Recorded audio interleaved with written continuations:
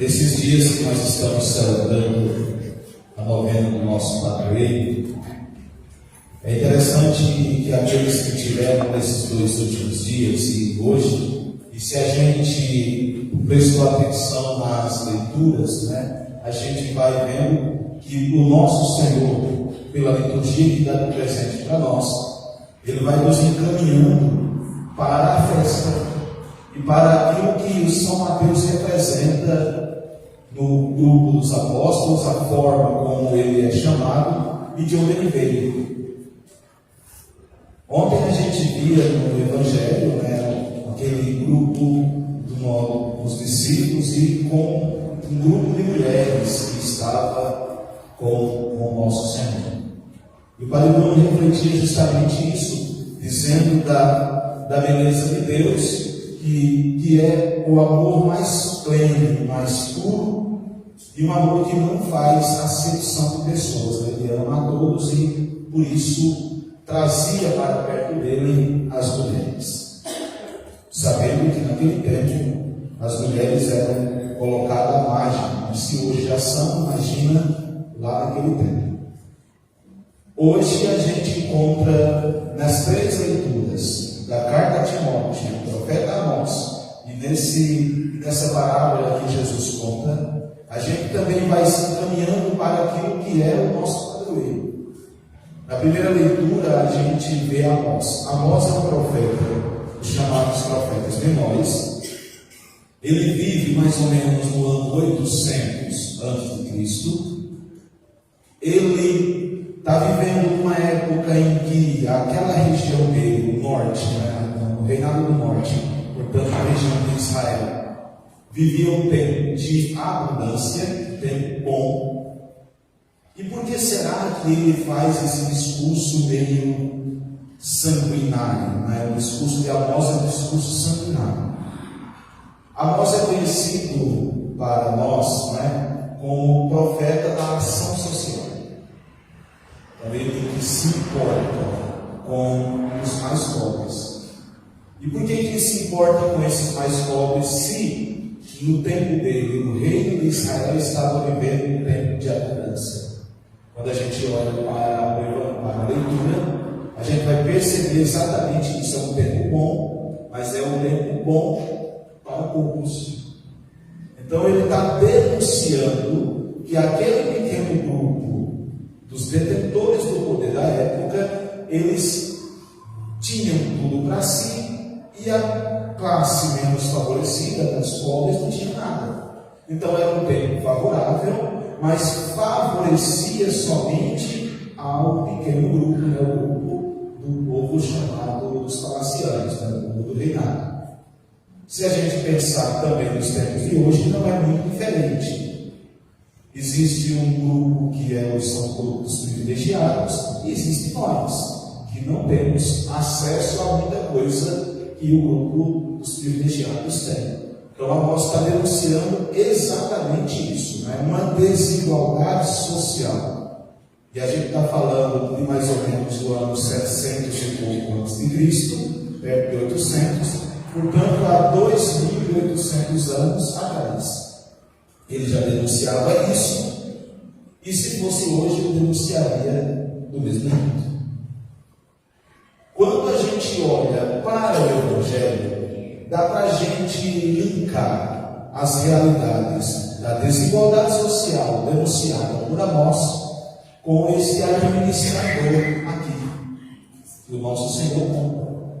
E é bonito isso aqui, porque quando a gente olha para essa história desse administrador, a gente parece que o nosso Senhor está fazendo um elogio àquele que é desonesto.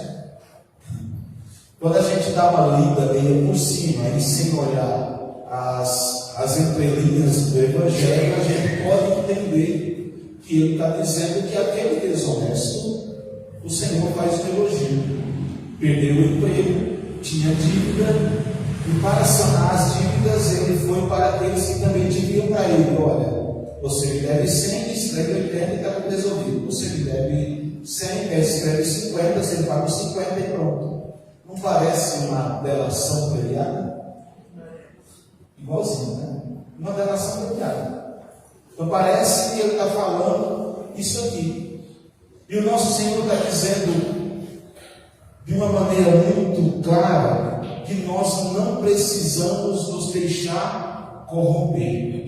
Porque aquilo que é da fruto da corrupção não nos pertence, então tem que ser devolvido a quem de direito. O conselho de Deus para nós, de Jesus Cristo para nós, é que a gente viva na fidelidade das pequenas coisas. Daí ele dizer, no fim de tudo, quem é fiel nas pequenas coisas, Deus vai confiar muito mais. Quem não é fiel, Deus vai confiar menos, não é? Porque a fidelidade aqui é o cuidado. Deus deu para nós um talento, um dom específico, e eu preciso cuidar desse talento e desse dom. Seja ele qual for, eu preciso cuidar. Ele me deu uma família, eu preciso cuidar dela. Ele me deu filhos, eu preciso cuidar deles, né? Ele me deu o meu trabalho, eu preciso cuidar dele. Então ele vai me dando na medida que ele vai percebendo. E olha que coisa interessante. Na medida que ele vai percebendo que eu cuidei bem disso aqui, aí ele vai acrescentando. Por isso ele diz na palavra muito clara: quem é fiel nas pequenas coisas, ele vai confiar ainda mais. Quem não é, ele vai tirar até aquilo que tem. Daí a gente perceber muitas vezes pessoas, até mesmo na vida de comunidade, nas nossas comunidades, que elas vão desaparecendo do nada.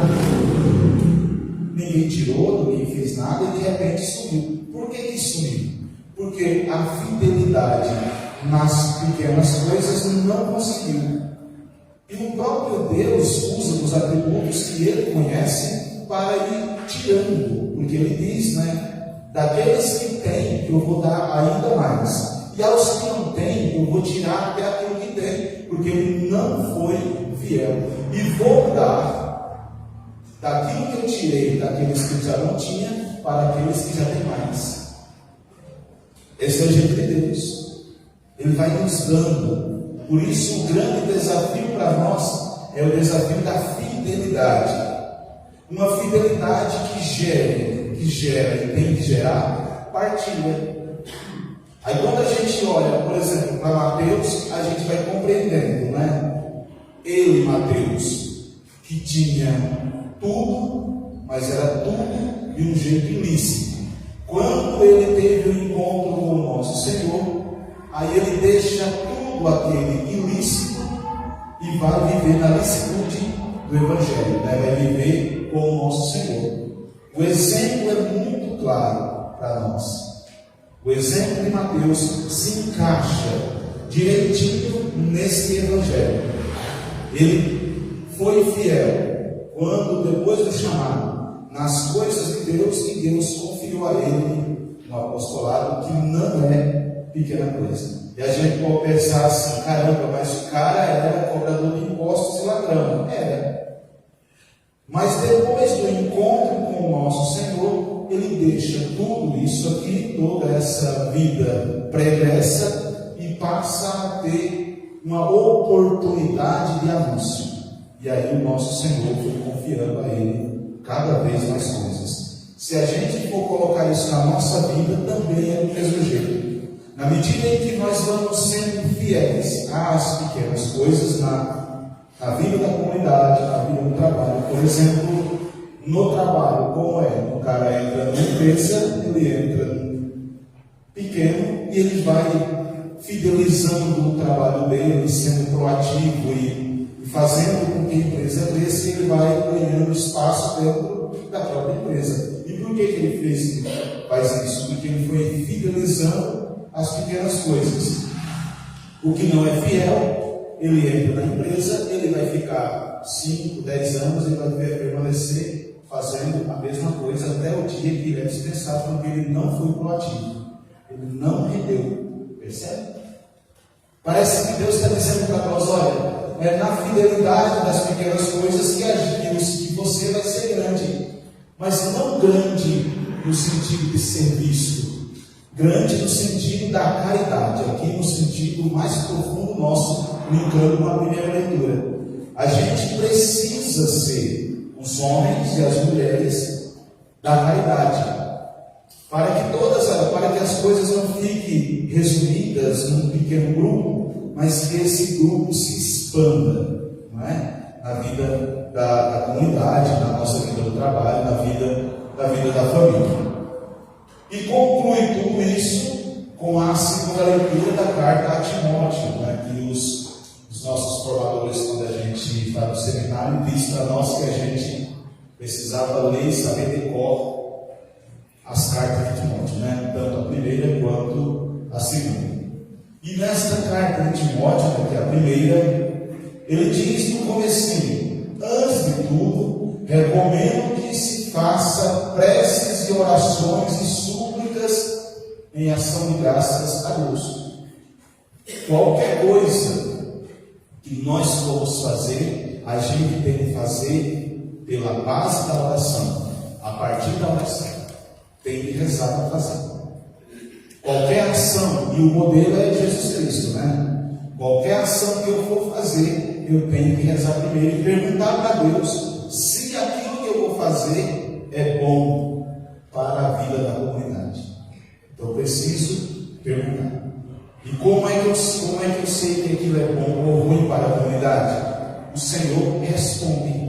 E como é que ele responde? Pela oração. Aí o fim desta carta de hoje, dessa leitura de hoje, nos ajuda quando ele diz para nós: olha, quero, portanto, que em todo lugar os homens, e aqui os homens de maneira geral, né, os homens e as mulheres, façam oração. De que maneira? Erguendo as mãos santas, sem ira e sem discussão.